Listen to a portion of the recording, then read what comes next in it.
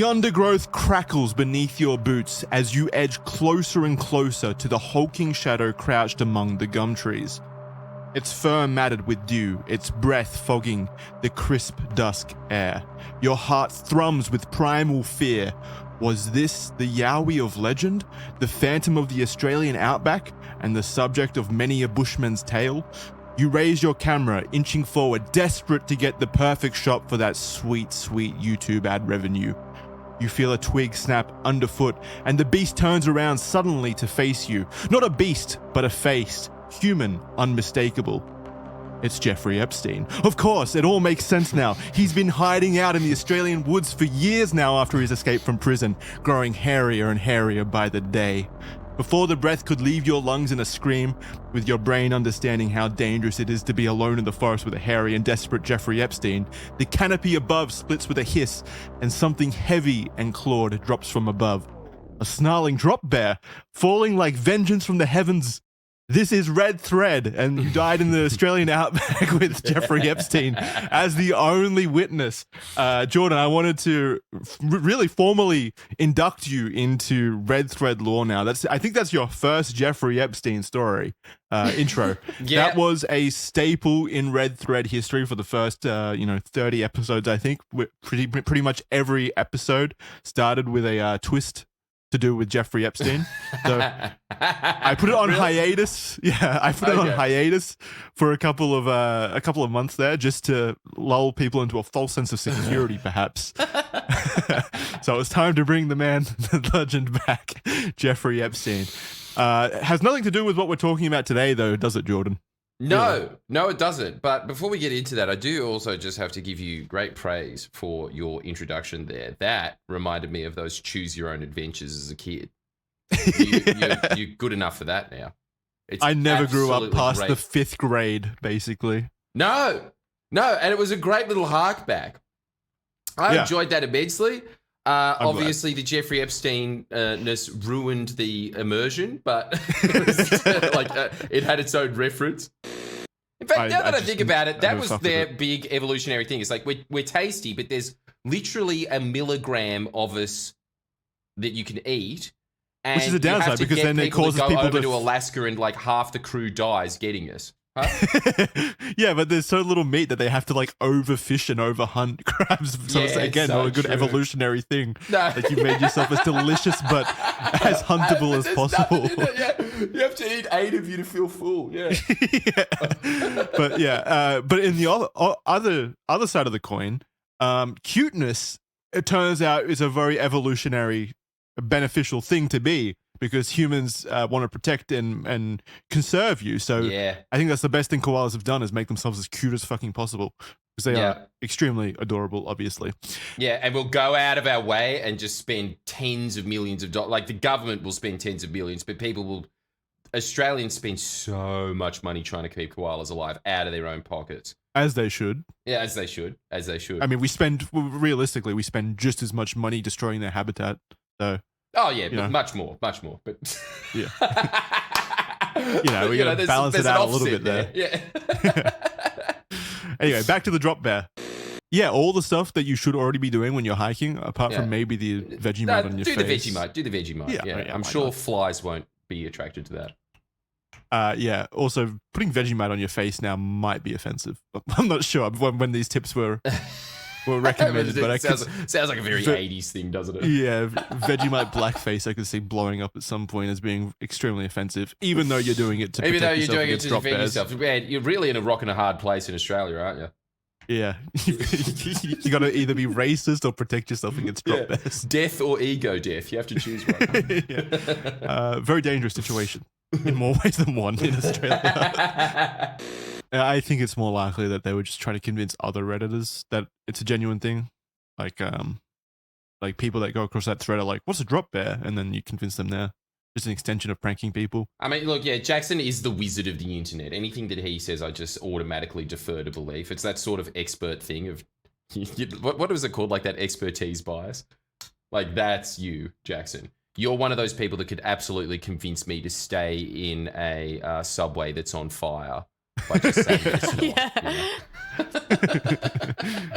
I don't like being called an expert on Reddit. That's Oh, yeah, that's pretty insulting. Sorry about that. I was trying to scope it out more to the entire internet, but just sitting there and being like, yeah, well, you're the authority on Reddit, mate. So I have a lot of updates, therefore I am an expert. Yes, as you could hopefully already tell. Oh, man, that was such a 2000s ad, wasn't it? With like these barely recognized... This is the really sad thing about being famous in Australia. Even Australians don't know who you are. Oh, yeah. It's just you see their face and you're like, it's almost like when you go down to the shops quite a lot and you see the same guy in the tobacconist store over and over again. You don't know their name. That's being famous in Australia. It's just, you sort of recognize their face. The only time I've ever been recognized in Australia, well, there's been a couple times, but like most of the time it's just like when I'm at the grocery store and my neighbor from 15 years ago recognizes me, That's so which has nothing to do with my career online. The Jackson. But 15 years ago on, Currawong Street, it's you. From Currawong Street fame. Yeah. Love your work, Jackson. How you maintain your lawn is beautiful. Beautiful, mate. Dude, I think honestly, if I was big enough if I was to equate myself to any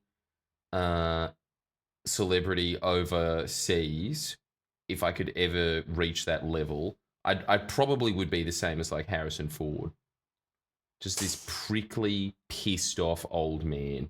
Why? That's just anyone that These are people that like your work. Why? Because fuck off. Don't you think it's just like, why do I have to spend 20 minutes of my life hearing it just be like, I saw you from the YouTube? It's like, honestly, the same conversations that you sort of have with like 3-year-olds and being like, oh yeah, did you? That's nice. It's like... All right, well, there's a pro tip for you out there. If you've noticed Jordan in public, run the other way. Get chewed out. I won't say that actually. I know from the first second what kind of interaction it's going to be now. Some people will just walk in. Usually they've got like an iWatch. If they have an iWatch, I know I'm safe because that's somebody that for whatever reason is just like some tech geek that's just very busy. And you can hear their watch beep while they're just like, oh, I've wasted 3 seconds stopping. Like, I've got to keep going, That's fine, that person. Anyone, you guys can't see this, but anyone that just stops in the middle of walking and then they'll do this. Viewers at home can see it. They'll go. They just sort of point at you and wave their finger for a bit, and it's just like, just come on. And then they're like, YouTube. And then I'm just, fuck me, this is going to be my lunch break. Like. Yeah, I mean, I could see how it would be annoying, but I think I'd just be more flattered overall, maybe, that someone. Yeah, but Jackson, you have to understand, you're a fundamentally nice person. And like. I guess that is the difference between us. So yeah, the Wiradjuri languages of Aboriginal people in Southeast Australia. No doubt, when you attempt to find the definition for the word bunyip, the closest meaning you would find is evil spirit. But some experts say that's not entirely correct. All right, the burp got out finally. Kira's face palming. While having this like very highbrow discussion about linguistics. I've been fighting that for 30 minutes.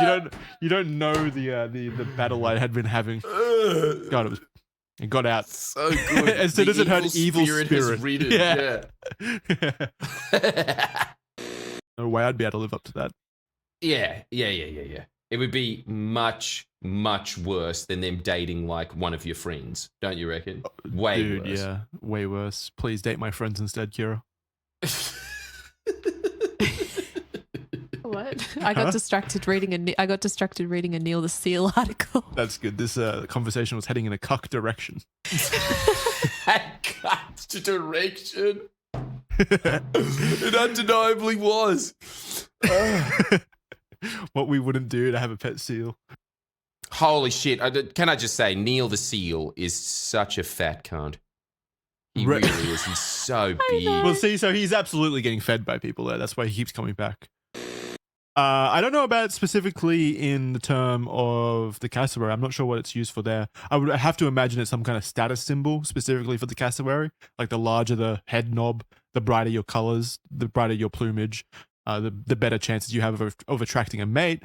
But if you're talking about the dinosaurs, a lot of those crests were used for like vocalization and stuff. Like especially in like the Parasaurolophus, for example, had a head crest like something similar that was used as essentially like a giant trumpet on its head. Oh, Jackson, you've got to start a new podcast called Jackson's Autism Hole. I would listen to that. I would listen to it. It would be so good. It wouldn't be good. I'd be corrected so much, I'm sure. It's incredible. I'm not an expert. I don't know. You sound pretty experty to me. It sounds like you have just lived being a 5-year-old for another 25 years. Yeah, I mean, I like dinosaurs and fast cars now. That's literally it. You're a 5-year-old. That's it. Yeah. You've reverted. And cryptids as well. So, yeah, I am basically... Oh, my God. Hey, you're not too different. You like aliens. Oh, yeah, it's pretty... Yeah. All right, now the fun's turned on me. I think we should continue on with the script. The earliest written description, whereas... All right, that's it. I'm looking it up because this always freaks me out about seals, and I never can accept the science. And I think this is one of those cases where I'm just like an avid science denialist. I refuse to accept that seals aren't dogs. I refuse to accept it. Just mermaid dogs. It just annoys me. It's not true. They do look like dogs. What? Don't they? And behave like them too. Do stonefish exist? Well, while you're going on that little adventure, I'm going to look up if stonefish exist in fresh water. No, don't prove me wrong on that too. Okay. All right.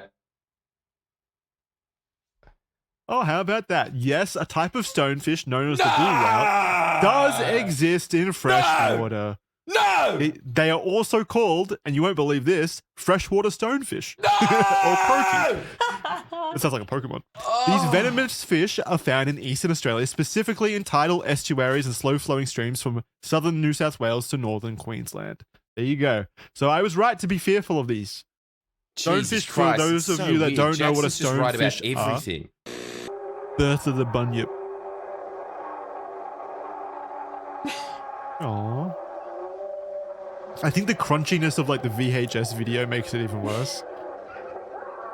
Okay, yeah, that's pretty fucking terrifying.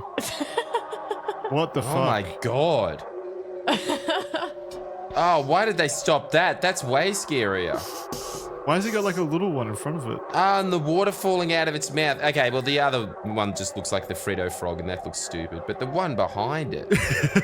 To me, the one behind, like its jaw looks like it's actually disintegrating from its face, like falling off. Okay, well, that's so silly that they got rid of that one. I'd be very happy if I saw that. Yeah, that is terrifying. Its eyes look ravenous as well. And also, don't you think it looks more real? Yeah, kind of. Even though it's like destroyed and disintegrating. It looks like a swamp monster, whereas the new one looks like a plastic painted kind of facsimile. I always love how fucking lame titles of books used to be. Like just so straight to the point. Like it's just the subject. Too. It was really... There's no real reason to read the book. Like it's all on the title, you know? Yeah, it's like you're not being clickbaited into reading this. You know what it's about by reading the title. You're like, oh, the Aborigines of the Sydney district before 1788. Yeah. I know what I'm dealing with. I know what I'm getting myself into. Totally. It's not some artsy fartsy title or anything. Yeah, it wouldn't just like now that book would just be called "This Is Crazy." Yeah, you won't believe what's inside. Don't read this book after 3 a.m. challenge. In New South Wales, claims have seen 2 yowies in her front yard. It was nighttime, but the moon provided clear light as she looked out her open window. She saw a creature walk over her lawn, where it then stood there for a couple of minutes staring at her. It was flexing its arms in a circular motion in front of his face. What does that mean? Flexing? I didn't understand. That's why I directly quoted it. Like I couldn't this? quite figure that out. I don't know. Like getting his arms up ready to fight. I hope you're doing this as well on the screen, Jordan, giving your interpretation of what the fuck that means. Yeah. So it kind of just looks like I'm jerking off to invisible penises right now. Well, that's the only way you can interpret it, right? That's it. Is Thelma If you killed it. is Thelma pranking us right now? Maybe it's like stretching its arm. Yeah, I don't know, but she said flexing. When she saw the Yowie, it stood up and dropped her dog. It quickly ran away, with Jean noting that it was taller than 6 feet, had no neck, was covered in ginger fur beside its face, and was ape-like.